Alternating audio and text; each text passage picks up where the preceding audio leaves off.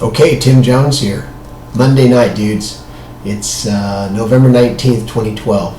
Got to remember this day for a long time to come. Just got off the Empower Hour team phone call with Empower Network. David Wood, the CEO in sandals. He's at the helm, man. He's driving this ship, man, and we are kicking ass. So he gives me an assignment, and this is the way I'm dealing with this thing. I joined Empower Network about 45 days ago.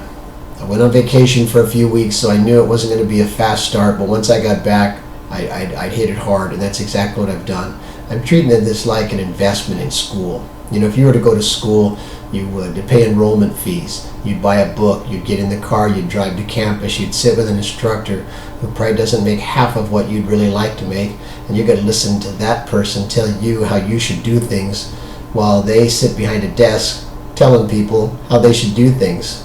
Instead of listening to a guy that gets out there and does it, he stubbed his toe, he skinned his knee. My God, this guy's probably broken his arm doing all the cold calling and the rejection and the crap he's been through. So I'm going to put my faith in David Wood, David Sharp. These two guys are the kings as far as I'm concerned. And he gives us an assignment tonight. So here's the deal. He tells me, look, watch for the magic in your life. I want you to look back.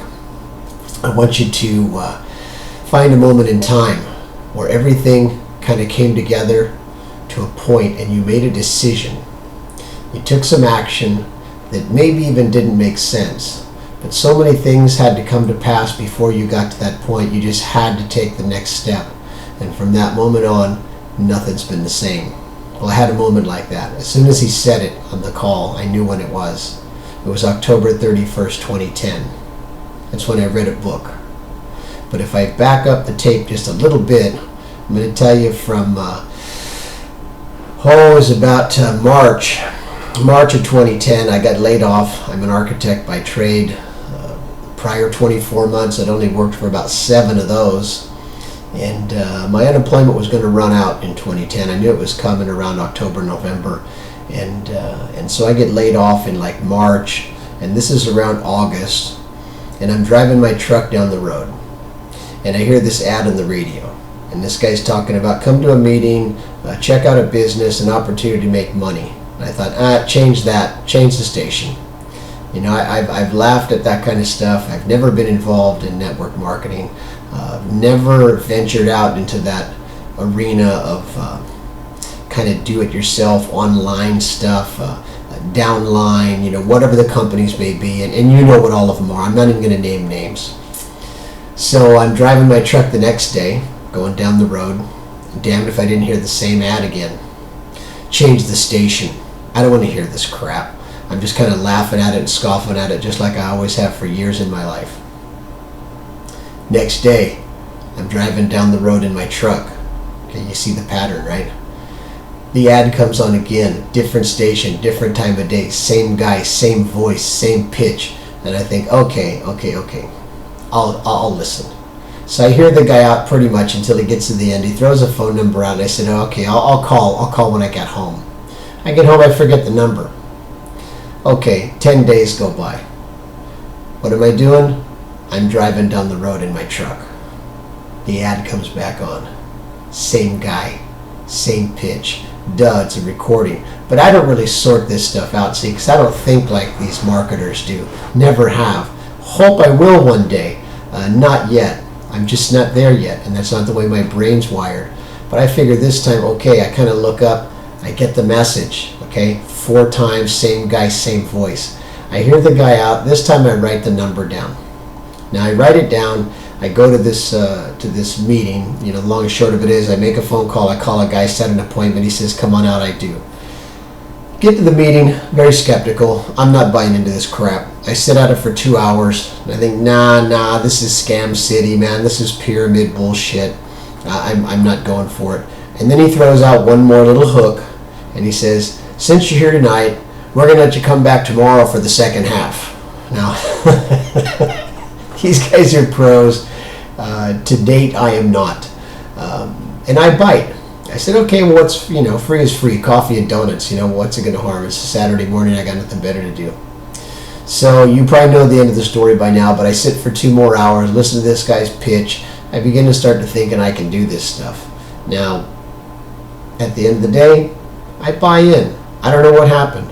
You know, he did his job. That's what happened. I spent $2,000. I bought some products, and you know, I'm on a team. Now I'm in the line, right?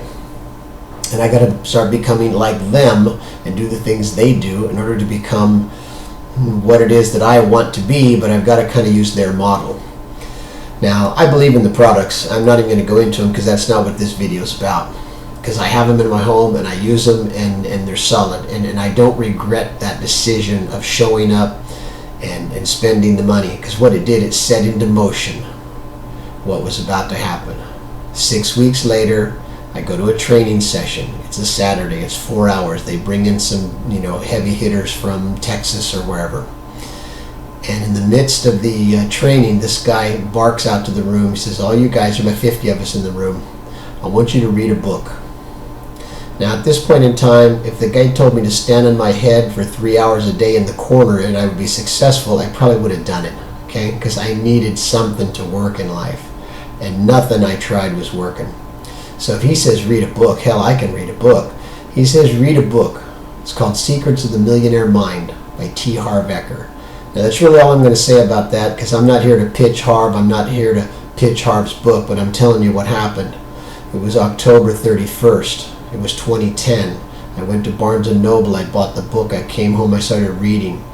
8 hours later, I don't even think we got a trick-or-treater that night. I'm telling you, it was the weirdest thing, and we're on a pretty busy street. The doorbell never rang once. I sat for 8 hours and read that book, and my life changed. I didn't understand all of it. I'd never heard some of the concepts. It challenged a lot of old beliefs. I felt some fears and anxieties coming up inside of me, a little bit of nervous tension, some excitement, some newness. All these things happened. And I remember looking at my wife and saying, you know what, honey, I'm not sure about any of this stuff, but I'm going to go for it. And that started the ball rolling. Now that was, 25 months ago. In 25 months, I have been to a dozen seminars, weekends, up to 5-day events. I've spent well over 20 grand on my education. I have done things that I would have never dreamed possible. I've gone places, I've seen things. Mostly, I've changed. And I've changed inside. And the only thing that I will say, and I'll borrow this from Harv, one of the things that stuck with me from the very beginning, which was really hard to, kind of grab, he said, you can't work on the outside because it's the roots that create the fruits. You got to work on the inside first. Money will only make you more of what you already are. And if you're a horse's ass, you're just going to be a rich horse's ass. So why don't we work on who we want to be first, and the rest will come. Now that again was a tough pill to swallow because I needed some money. I needed to pay my bills. It wasn't going to be long before I'm behind on the mortgage. And by God, if those things didn't happen. Okay, later on in the year 2010 got ugly, man. Beginning of 2011, I'm 3-4 months behind on the mortgage. I'm ready to file bankruptcy.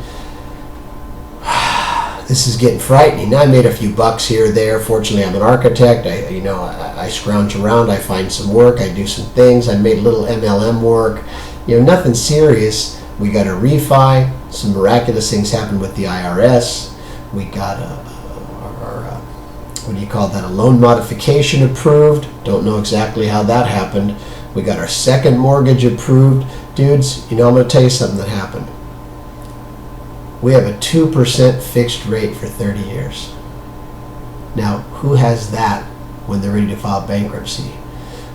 My second mortgage company called me and said, we're going to give you 0% for 24 months just to get caught up.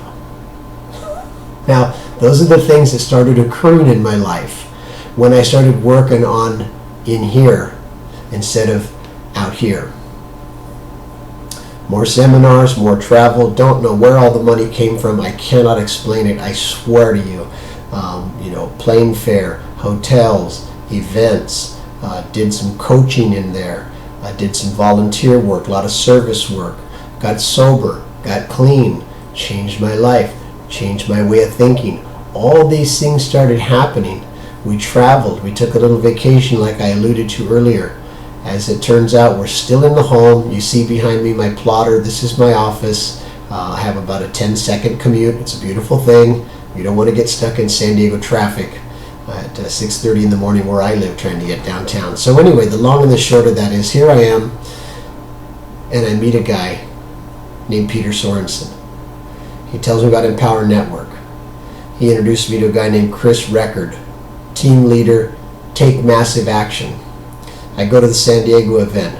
Now, I don't meet Dave Wood and Dave Sharp, but I see them on stage, and I see some other leaders, and I don't know any of them, and I hardly remember any of their names, but these four names right here, again, Dave Wood, Dave Sharp, Chris Record, Peter Sorensen, these are the four men that are monumentally changing my life.